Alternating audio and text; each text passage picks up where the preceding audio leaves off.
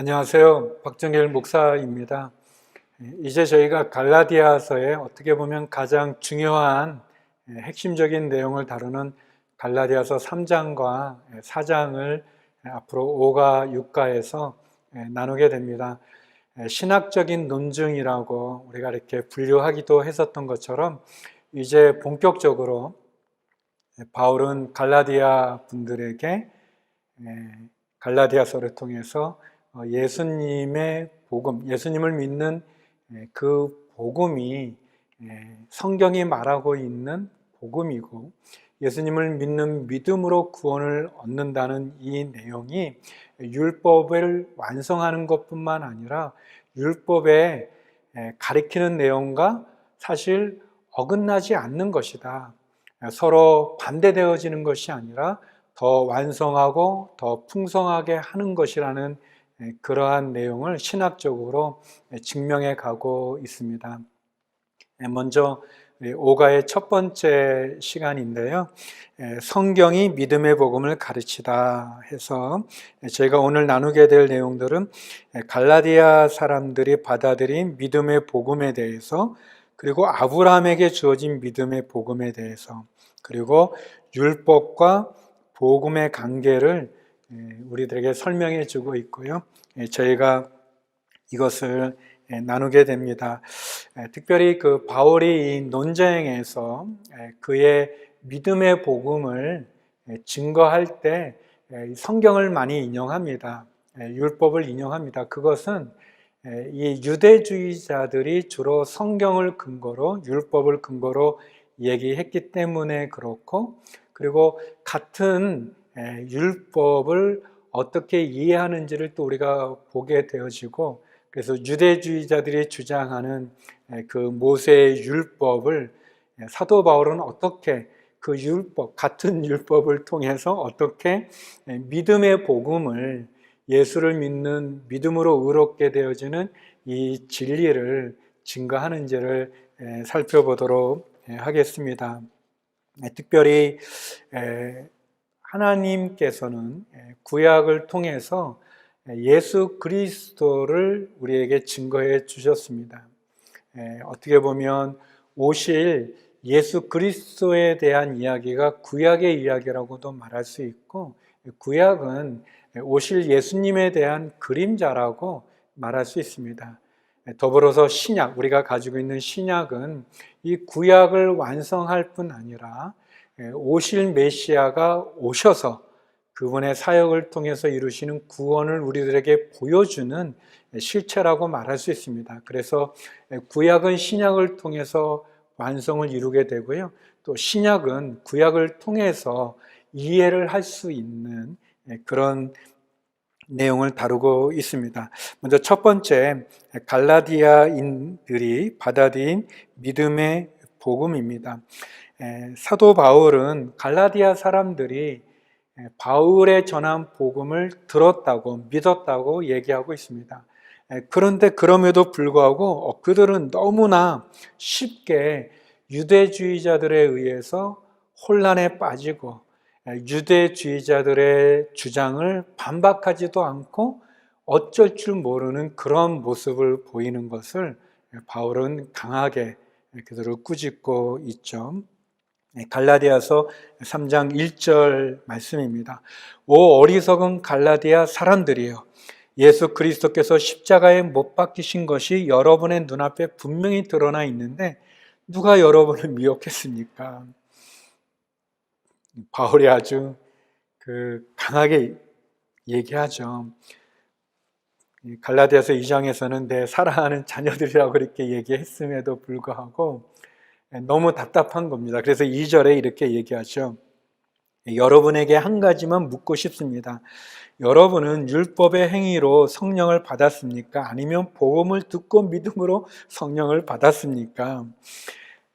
어떻게 보면 우리가 믿고 있는 진리를 우리가 잘 수호해야죠. 잘 변호해야죠. 또 잘 지켜야죠. 그런 부분에 대한 질책이라고 볼 수 있습니다. 갈라디아 사람들이 십자가의 보혈이, 십자가의 복음이, 십자가의 믿음이 분명히 있는데 그렇게 쉽게 유대주의자들에 의해서 이렇게 넘어가고 혼란스럽고 방황하는 것은 안타까운 일이죠. 그러면서 바울은 말합니다. 우리가 성령을 받은 것은 율법을 행위로 성령을 받았는가, 아니면 복음을 듣고 믿음으로 우리가 성령을 받았는가. 복음을 듣고 믿음으로 우리가 성령을 받은 거죠. 우리가 갖고 있는 믿음, 내가 무엇을 믿고 있는지 그것을 우리는 지켜야 됩니다. 분명히 알아야 되고, 내가 무엇을 믿는지, 내가 어떻게 구원받는지 알아야 되고요. 또 그것을 사용해야 됩니다. 누가 다른 복음을 얘기하면, 다른 이야기를 하면 그렇지 않다는 것을 우리가 논쟁해서 이길 수 있을 만큼의 확신과 또 지식과 또 그런 지혜가 필요하죠.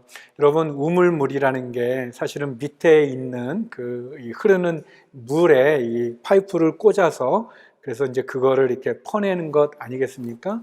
그런데 우물물을 아까 또 우물 파는 게 얼마나 힘듭니까? 이렇게 우물을 파서 이제 물을 만들고 나서 그 우물에 이제 물이 있는데 그걸 이제 물을 퍼내는데 아깝다고 안 퍼내면 그게 더 좋은 게 아니고요. 거기에 이끼가 끼고 거기에 결국은 물이 썩을 뿐입니다. 그런데 이것을 우물물로 퍼내고 더 퍼내면 없어지는 게 아니라 더 생수가 그 속에서 이렇게 올라오는 것처럼 우리의 믿음은 사용해야 됩니다. 우리의 믿음을 나눠야 되고 또 우리의 믿음을 전해야 되고 복음을 전하고 복음을 나누고 복음을 변호하고 논증하고 복음을 지키는 것, 그것이 우리의 믿음과 복음을 더 튼튼하고 더 건강하게 하는 거죠. 로마서 8장 15절 16절에 보면 사도 바울은 이렇게 고백하죠. 8장 15절 16절인데요. 여러분은 다시 두려움에 이르게 하는 종의 영을 받지 않고 양자의 영을 받았습니다. 우리는 그 영으로 아바 아버지라고 부릅니다. 성령은 친히 우리의 영과 더불어 우리가 하나님의 자녀임을 증언합니다. 우리가 종의 영을 받은 것이 아니라 양자의 영을 받는 거죠. 하나님의 자녀죠. 양자의 영을 받은 거죠. 성령으로 말미암아 우리가 하나님을 그래서 아바 아버지라고 부르는 거예요. 아바는 이제 아람어지만 이제 우리식으로 보면 뭐 아빠 그런 더 친근한 표현인데, 하나님을 아빠라고 부를 수 있는 것은 우리가 종이 아니라 아들이기 때문에 그렇다. 양자의 영을 받은 거다, 이렇게 얘기하죠. 너무 놀라운 말씀입니다. 갈라디아서 3장 5절에 계속해서 보면 바울은 이런 얘기를 합니다. 하나님께서 여러분에게 성령을 주시고 여러분 가운데 능력을 행하시는 것이 여러분이 율법을 행하기 때문입니까? 아니면 복음을 듣고 믿기 때문입니까? 바울은 이렇게 질문하는 것을 통해서 더 핵심을 전하고 있는 거죠. 바울이 몰라서 묻는 게 아니라 질문을 통해서 과연 우리가 의롭게 되어지는 것, 또 우리가 능력을 행하는 것, 우리가 성령을 받은 것, 그게 율법을 행하기 때문인가? 아니면 복음을 듣고 믿기 때문인가? 당연히 우리가 복음을 듣고 믿기 때문이죠. 너무나 놀라운 말씀입니다. 우리가 믿음을 가짐으로 성령을 받고 또 성령이 우리에게 임하는 것도 우리가 율법으로 의로워져서 성령이 우리 가운데 온 것이 아니라 예수님을 믿기 때문에, 예수님 십자가에 우리 죄를 대속해서 죽으시고 사흘 만에 부활하신 그 예수님을 믿기 때문에 성령이 우리에게 오시고 우리가 하나님 아버지라고 부를 수 있는 양자의 영, 종의 영이 아니라 양자의 영을 받은 것이고, 그 성령이 우리로 하여금 많은 능력을 행하게 해주시는 거죠. 또 성령을 통해서, 성령의 많은 은사가 있지 않습니까? 그 성령의 은사를 통해서 아픈 병자를 일으켜 세운다면, 또 성령의 은사를 통해서 말씀과 가르침의 은사를 통해서 하나님의 말씀을 잘 나눌 수 있다면, 또 성령이 주시는 그 기쁨, 그 실하게, 또 성령이 허락해 주시는 많은 은사들과 열매들을 맺어갈 수 있는 것은 우리가 율법으로 행해서, 율법을 잘 지켜서 우리가 선한 사람이고 우리가 그런 자격이 있어서가 아니라 믿음으로 그것을 얻게 되어지죠. 그러면서 이제 사도 바울은 아브라함의 이야기를 합니다. 두 번째, 아브라함에게 주어진 믿음의 복음인데요. 바울은 갈라디아 사람들이 받아들인 믿음의 복음은 그것은 마치 아브라함에게 주셨던 것과 같다라고 설명합니다.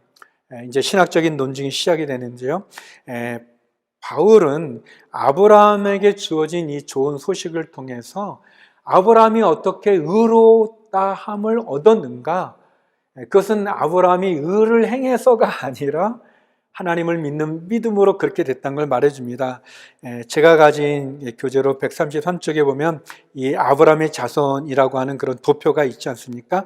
아브라함을 보면 아브라함에게는 그 육신의 자손이 있어요. 아브라함에게는 그 이스마엘이라고 하는 하갈에서 난 아들이 있습니다. 그 이스마엘은 나중에 그 네게브 사람들께 남방 사람들인데 그쪽으로 가게 되고 또 이삭이 있어요. 약속으로 얻은 아들 이삭으로 이제 유대인들이 이렇게 가게 되죠. 그리고 그 유대인들 가운데 이삭의 자손들 가운데 예수님이 나기도 하죠. 아브라함의 자손으로 영적으로 난 또 예수 그리스도. 그래서 우리가 그 마태복음에 나오는 그 족보를 따라서 난 육신적인 예수 그리스도의 모습과 영적인 예수님의 모습이 있고, 그리고 예수님을 믿는 유대인들이나 이방인들은 다 육신을 따라 혈통을 따라서가 아니라 핏줄을 따라서가 아니라 영적으로 하나님의 자녀가 된다는 것을 말해줍니다. 갈라디아서 3장 6절에 이런 말씀을 합니다. 이와 같이 아브라함도 그가 하나님을 믿었더니 이것이 하나님께 의로 여겨졌다라고 했습니다. 다시 말하면 아브라함이 어떻게 믿음의 조상이 되는가, 믿음의 사람이 되는가, 어떻게 의롭다함을 얻었는가? 그가 하나님을 믿는 믿음으로 의롭다함을 얻었다는 겁니다. 창세기 15장 6절에 보면요, 그 아브라함이 이런 말씀이 있습니다. 아브라함이 이제 하나님께서 아브라함에게 약속을 주시는데 6절에 보면 아브라함이 여호와를 믿었습니다. 그래서 여호와께서 아브라함의 그런 믿음 때문에 그를 의롭게 여기셨습니다. 이거는 하나님 많은 자손을 준다고 약속해 주셨는데 자손이 없는 거예요. 그리고 아브라함은 나이를 점점 많이 먹어가고, 그러니까 또 자식이 없으니까 사라에게는 아브라함이 하나님께 엘리에셀이라고 하는 종이 있는데요, 그 엘리에셀 종을 내가 양자로 삼겠습니다 라고 그랬더니 하나님이 아니다, 내 몸에서 난 자녀가 내가 너에게 준 약속의 자녀가 될 것이고 너는 하늘의 별처럼 많은 자손을 갖게 될 거다고 얘기를 했어요. 아직 아브라함은 아기나 징조조차도 없는데 말이죠. 근데 아브라함이요, 창세기 15장 6절에 보면 믿었어요. 그 하나님의 말씀을 믿었어요. 그 믿었더니 하나님이 아브라함의 그런 믿음 때문에 그를 의롭다고 여기신다는 겁니다. 아브라함이 믿음의 조상이 된 것은 그가 이삭을 하나님께 제물로 바치는 것 때문에 그가 믿음의 조상이 된 것이 아니라 그가 하나님의 말씀, 약속을 믿는 믿음으로 그가 믿음의 조상이 되고 그가 의롭다고 여김을 받은 것입니다. 저 개인적으로는 이제 이 부분에서요, 제가 93년도에 이제 이 비를 공부하게 됐는데 그때 전도사였는데요, 제가 이제 쭉 계속 공부하다가 이 부분에서 저는 굉장히 은혜를 많이 받았습니다.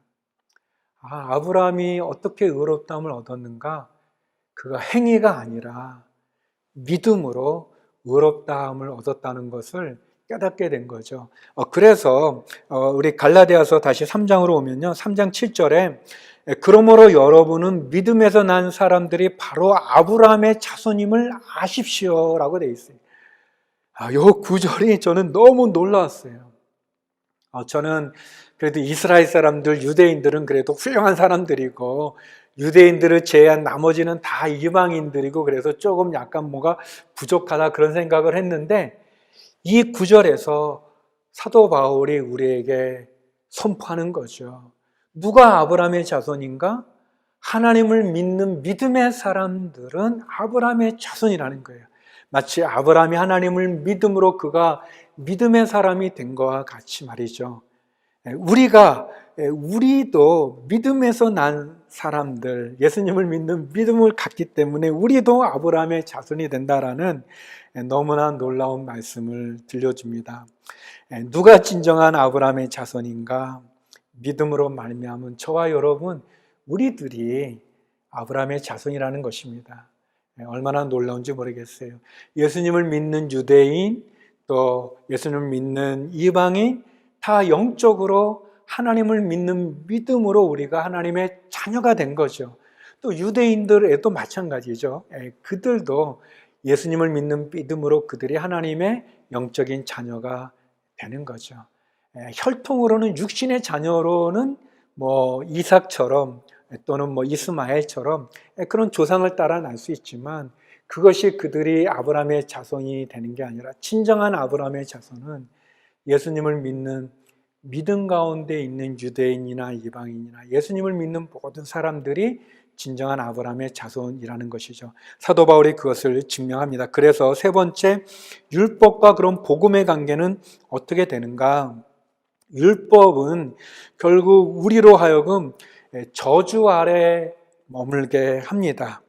여기 9절과 10절에 보면 그러므로 믿음에서 난 사람들은 믿음이 있는 아브라함과 함께 복을 받습니다. 그러나 이제 10절에 율법의 행위에 근거해 사는 사람들은 모두 저주 아래에 있습니다. 기록되기를 율법책에 기록된 모든 것을 항상 지켜 행하지 않는 사람은 다 저주를 받는다라고 했기 때문입니다. 그렇죠. 우리가 율법을 어떻게 다 지키겠습니까?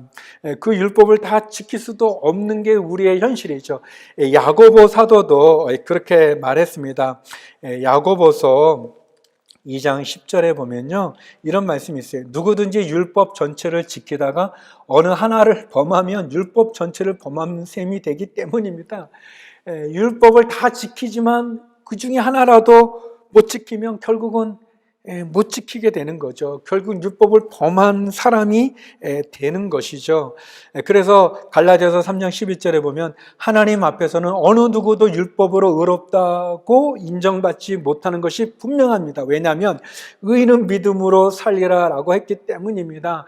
믿음으로 사는 것인데 율법으로 의롭다고 인정받는 게 아니라 우리가 믿음으로 의롭다고 인정을 받는 것이죠. 그래서 이 갈라디아서 3장 11절 아주 중요한 말씀입니다. 이렇게 우리가 이제 이렇게 하이라이트 할 필요가 있는데요.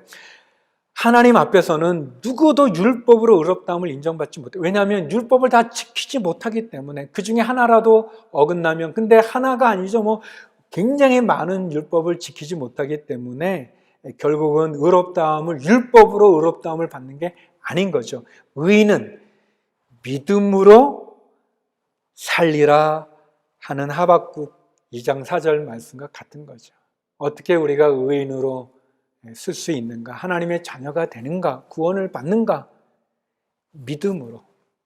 율법을 지켜서가 아니고요. 우리의 선한 행실을 통해서가 아니라, 우리의 의를 통해서가 아니라 예수님을 믿는 믿음, 그 믿음으로 우리가 의롭다함을 받는다는 것입니다. 고린도후서 5장 21절에 보면 그런 말씀이 있습니다. 고린도서 5장 21절인데요. 하나님께서 죄를 알지도 못하신 분에게 우리 대신 죄를 짊어지게 하셨습니다. 이는 우리로 그리스도 안에서 하나님의 의가 되게 하시려는 것입니다. 또 갈라디아서 3장 13절에도 보면 그리스도께서는 우리를 위해 저주를 받으시고 율법의 저주에서 우리를 구속해 주셨습니다. 기록되기를 나무에 달린 사람마다 저주를 받았다라고 했기 때문입니다. 이 갈라디아서 3장 13절 말씀, 또 고린도서 5장 21절을 보면 예수님께서 우리를 대신해서 율법의 저주를 받아 죽으셨다.